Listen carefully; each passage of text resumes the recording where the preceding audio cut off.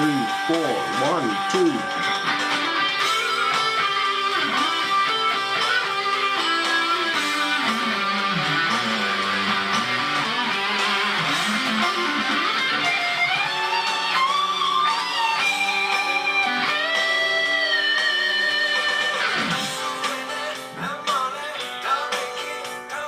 ဒီခေါက်တော့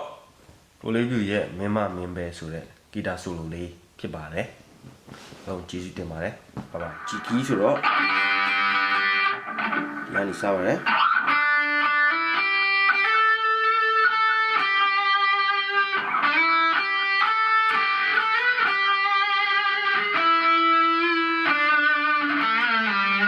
ဒီကလည်းဒီဘက်ရောက်လာတယ်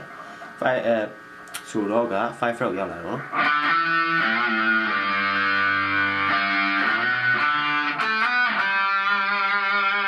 ဒီရယ်သူကစကီးလေးကိုလှိမ့်လိုက်တယ်ပေါ့ဒီလိုလေးပေါ့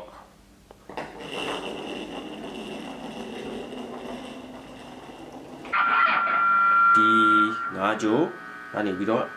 8 fret ကနေပြီးတော့12 fret ကို slide လုပ်လိုက်မယ်ဒ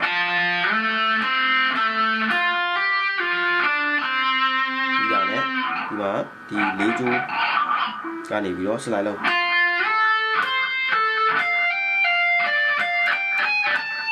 အဲ့လိုပေါ့နော်ဒီပေါ့ပြီးတာနဲ့ဒီမှာကျွန်တော်ဘန်းလိုက်မယ်ဟုတ်နော်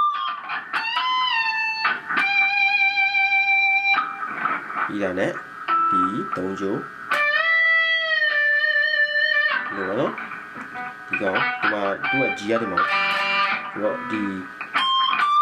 ကိုဘန်းတော့ပေါ့နောက်ဒီကနေ့ရေ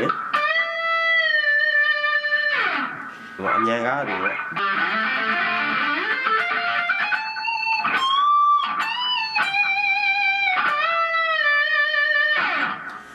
အဲ့ဒါပါပဲအားလုံးကျေးဇူးတင်ပါတယ် thank you ပါ